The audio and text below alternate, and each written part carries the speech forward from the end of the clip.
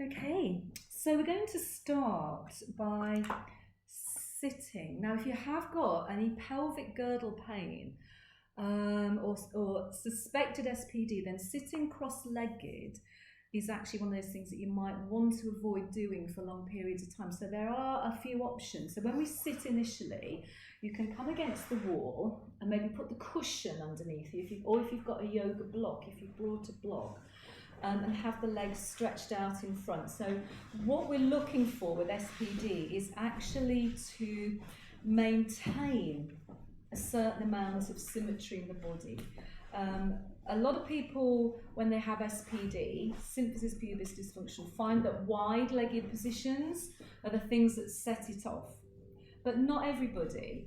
So some people might find that wide-legged positions are fine, in which case sitting cross-legged might be okay, but then you are in an asymmetrical position in terms of what you're doing with your pelvis, so I still wouldn't recommend it. And then other people find that these postures are the worst, lunging. So again, it's always a good idea to just see how everything feels when you do these moves, because the female pelvis in pregnancy can be a tricky thing, and like these things can come on in an instant. So always be aware of what's happening, and if you start to have any of those niggles when you do those moves, shout, let me know, and then we'll work around it. So it may be that at certain points in your pregnancy you're doing something different to somebody else because you've got A, B, C, or D. And that's really how it should be. We've all got very individual bodies. We've got very individual issues, conditions, aches and pains. And so I always say in all my yoga classes, nobody should be doing exactly the same as everybody else because we're all different. So so it just maybe that you have to do something slightly different. So that's your first option, is sitting with the legs out. Your other option is kneeling. So again, that can create a nice symmetrical position.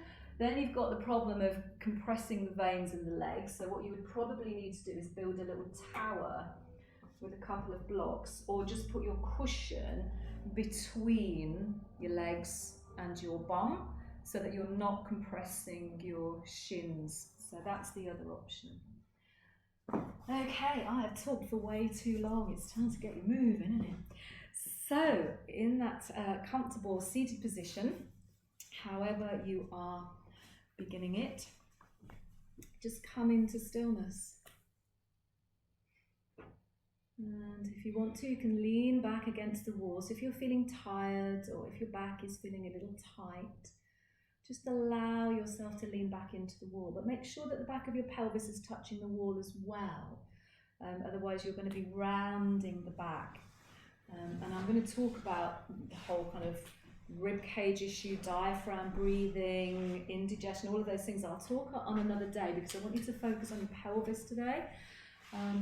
But for today, if you get your pelvis touching the wall and the back, you'll feel held up and it'll feel more comfortable.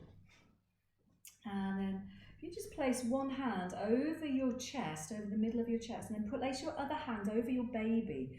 So wherever you feel your baby to be at the moment, that can be slightly off center, particularly if you know that they're over one side.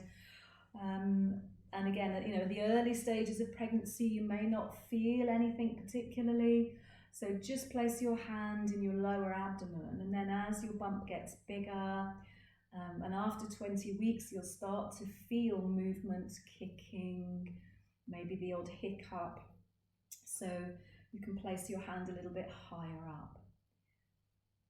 And then just starting with this connection between your heart and your baby. So we call this the heart-womb connection. So we're connecting this loving mother energy that we have for our children through our hands.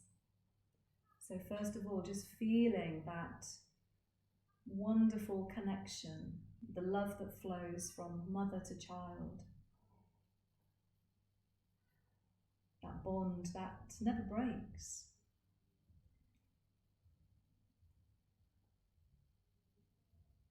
And even though you haven't met your baby yet, that bond will stay forever.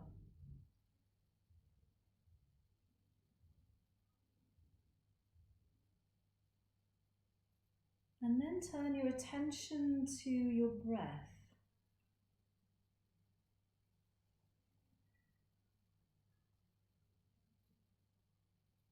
Be aware of the movement of your inhalation and your exhalation.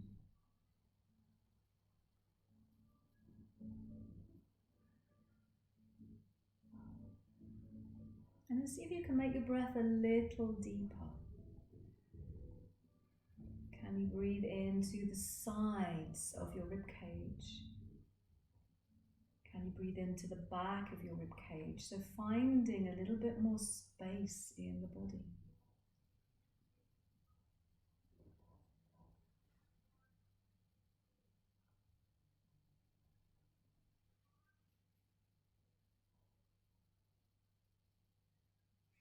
And then we're going to begin with a specific breath. So one of the things that you'll be learning over the next few months that you're here, are specific breaths for birth. So birthing breaths. And the first one that I like to introduce is called the ha breath. So we're just going to breathe in normally through the mouth. But on the out breath, you're going to, it's almost like a silent roar, but you whisper the H sound, so it sounds like this.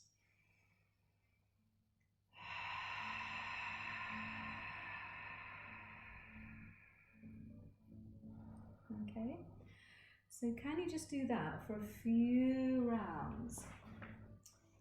So inhaling through the nose normally, and then exhaling that ha breath.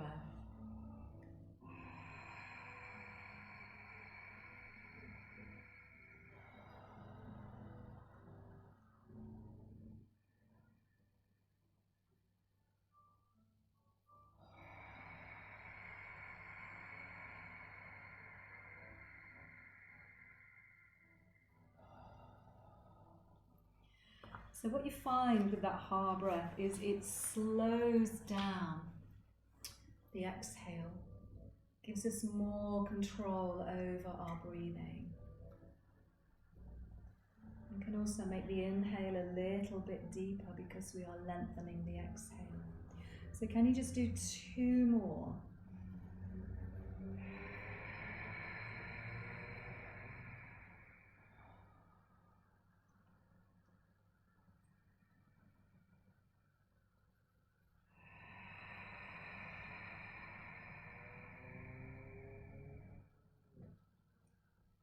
And then just relax the ha breath. And just relax your hands down.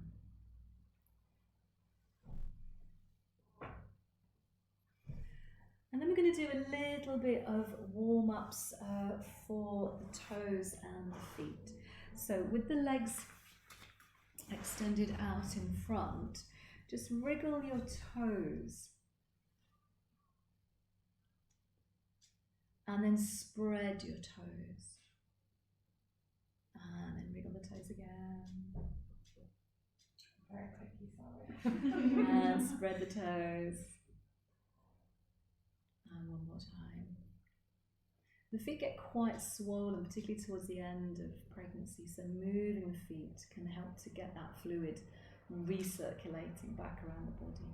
So now push your toes away and then pull the toes back towards you. Push the toes away and pull them back towards you.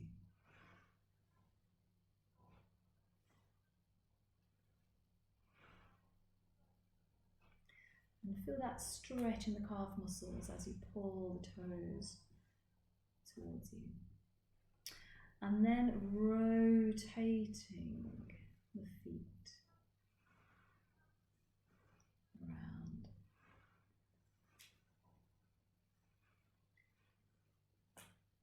And then go back in the opposite direction.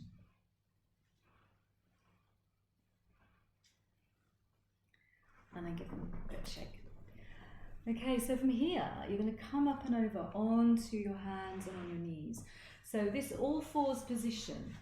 This is a place where you will hopefully become very comfortable with. So we will spend a lot of time on all fours. So it's one of the nicest positions to be in pregnancy, and again it helps with the round ligament pain when you come onto all fours, because the ligaments aren't having to strain to sort of hold the baby up. It's usually in the upright positions that those ligaments niggle.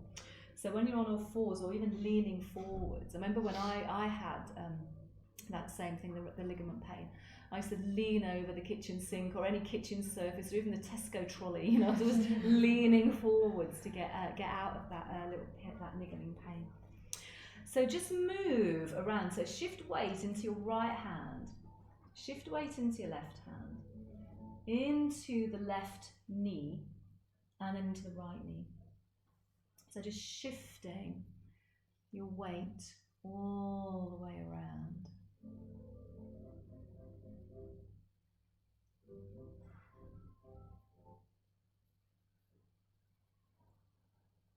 And then shifting in the opposite direction, so rotating the other way.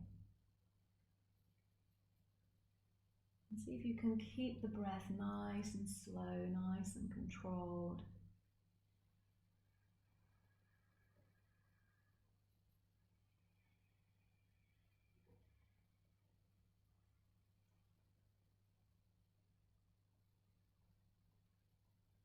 And then just coming back to the center. So we're going to work into a back stretch now, which is one of the poses that I teach nearly every week, because most mums to be get lower back pain at some point. So what you'll need to make enough space between your knees for your baby, and if there is any SPD or pelvic girdle pain, you need to find the widest position that you can comfortably get the knees without it niggling into the symphysis pubis. So what you're going to do now is push your hands and your shins into the ground and press your spine all the way up to the ceiling. Get a nice rounded feeling. This is called cat pose because we're making the shape of an angry cat. And then on the in-breath, just relaxing everything back to neutral. So we're not dipping the lower back here, we're just relaxing back to neutral. And then on the out-breath again, push the hands into the ground, push the shins into the ground and arch the spine to the ceiling. And as you breathe in, just coming back into neutral position. Now the next time you do that, you're going to round the back again, but at the same time, you're going to shift the pelvis and take the buttocks all the way back towards your heels. You may not get all the way back if the hips are tight, if the knees are tight. You might find you can just get, almost there. And then on the inhale, to come back up, push your shins into the ground and then finish in that neutral position. So breathe out, roll the spine to the ceiling, and at the same time take the hips all the way back onto the heels or as close to the heels as you can get them. And when you breathe in, push the shins into the ground and rise up. Now can you do the same thing with the ha breath on the exhale?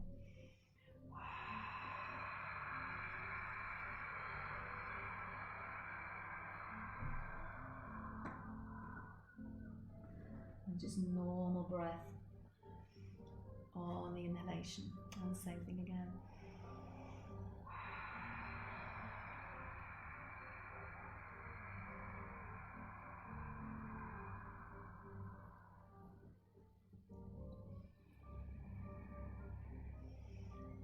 Okay, so when you come back this time, you can bring the knees back into the neutral position. And then take the right leg back behind you, push the heel away. So you're going to lengthen into the calf muscle on the right leg. So again, cramp is an endemic thing in pregnancy. And this is your anti-cramp stretch. So I can guarantee you 99.9% success rate. If you have cramp at night, then you do this before you get into bed. You spend some time lengthening the calf muscle in this position, and you'll normally realise or understand once the calf muscle has been stretched because it won't pull and tug anymore. And then you do the same on the other side. So you bring that knee down, take the left leg back, push the ball of the foot into the ground, and push the heel away. So just noticing how the calf muscles feel. So they might be tight, they might be okay. And just noticing, observing.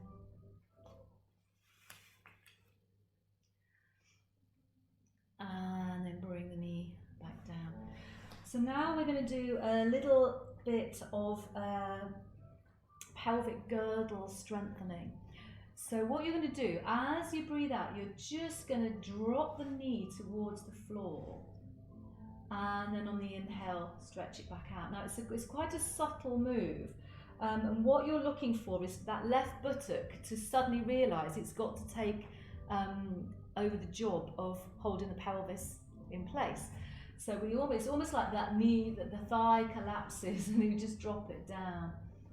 And then we straighten it. And you hopefully you can feel it in the left hip. Okay? So we're not activating the right leg to bring that knee down and up. We're just kind of like letting it go. And then straightening it back. Okay, can you feel that in the left hip? So we're transferring the core strengthening process into the left hip. And then you can release that knee down. Take the left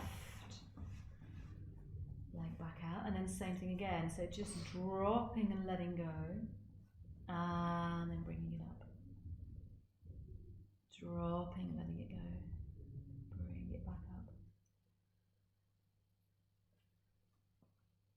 And again.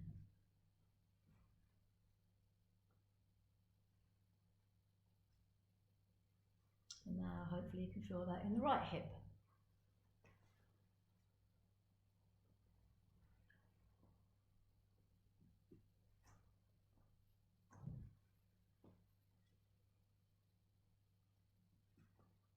And then bring the knee back down. Okay, so from here, we're going to come over and lie on the right side, and we're going to do a real favourite of mine. This is the clamshell. This really works the hip flexor muscles at the side of the body. So coming onto your right side, and just support your head with your hand, and have the knees bent.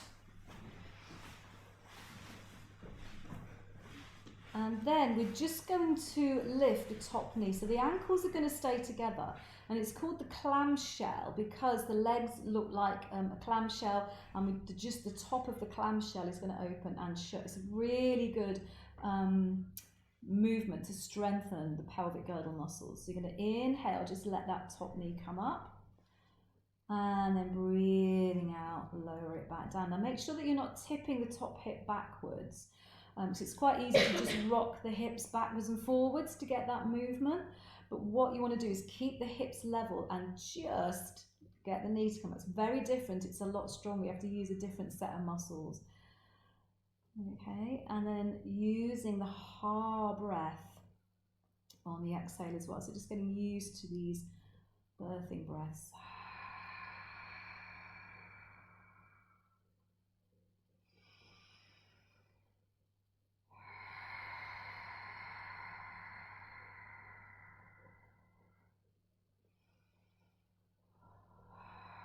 You're all feeling something. Is it doing something? Yeah.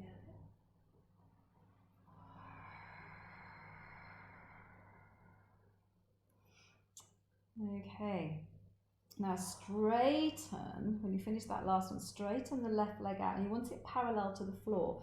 This is again quite a strong practice. You might want to bring your hand in front of you for your balance. Slowly take that leg forward, just as far as you can get it to. And then take the leg back. Now again, you're not moving the pelvis at all, so you're not going to try and rock backwards. You take that leg as far behind you as you can. And then you're just going to do that a few more times. So So it may be that these muscles are going to get tired, particularly if you're not used to using them. So if you do 3 and then they're starting to wobble and shake, or they're feeling very tired or very hot, then by all means just let the practice go.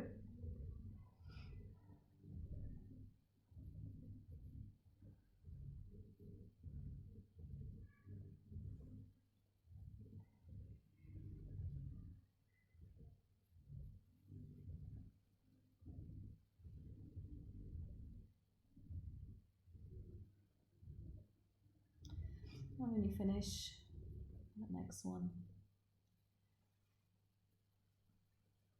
you can just bring the knees back together, and then just pushing up and swiveling around to the other side, and do the same thing here. So lying onto the left side this time, so knees stacking up on top of each other, and then starting with the clamshell on this side, so the ankles stay together, and on the inhale you're just lifting the top knee, and on the exhale lowering it down. So if you keep the inner feet together and you're just rotating, that's it, yeah, rotating the inner hip. So if you've never done any kind of either yoga or Pilates or dancing or anything like that, if you haven't ever done it before, it's quite interesting to find all the asymmetries in the body. You know, we think that, you know, that we have pure symmetry through the body, and it always still surprises me how different my body is on both sides, even after years and years of doing yoga practice. In that, like, one hip is tighter than the other, one calf muscle is looser than the other, one arm is weaker than the other, you know, and on it goes. So you might find a difference from one side to the other. Okay, so just do one more.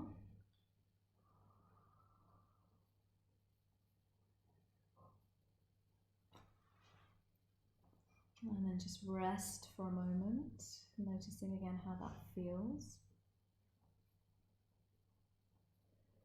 And then extending the right leg out in front, so it's just hovering parallel to the ground.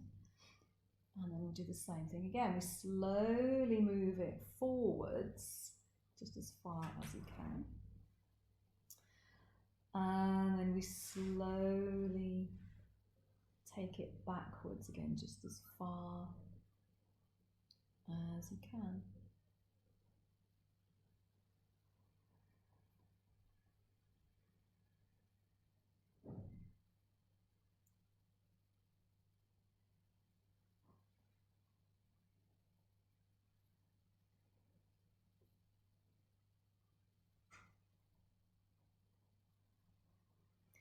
And just as we said on the other side, if the muscles start to get tired, then you can stop at any time. Don't feel that you have to keep going.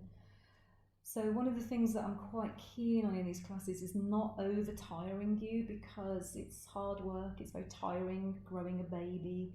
You've probably all had a full day at work as well on top of that. So I want to try and make these classes as restful and relaxing as I can. So you can stop whenever you like. I'm going to hopefully give you quite a nice relaxation at the end.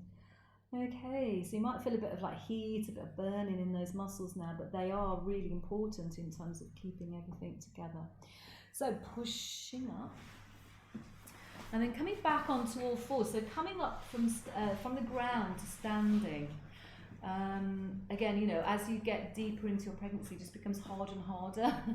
So this is a really nice, gentle way to kind of come up from the ground.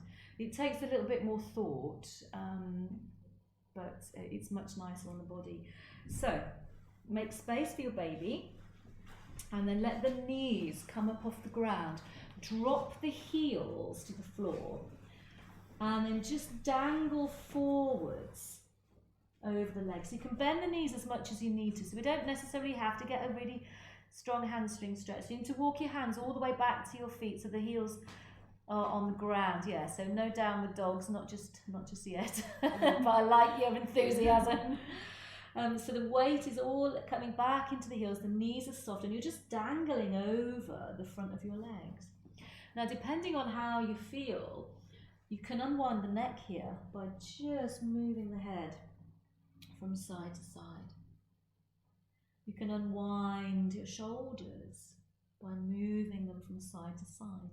Now, if you've got low blood pressure, having the head hanging down is quite useful because it will nourish the brain with more blood, but you should come up very, very slowly.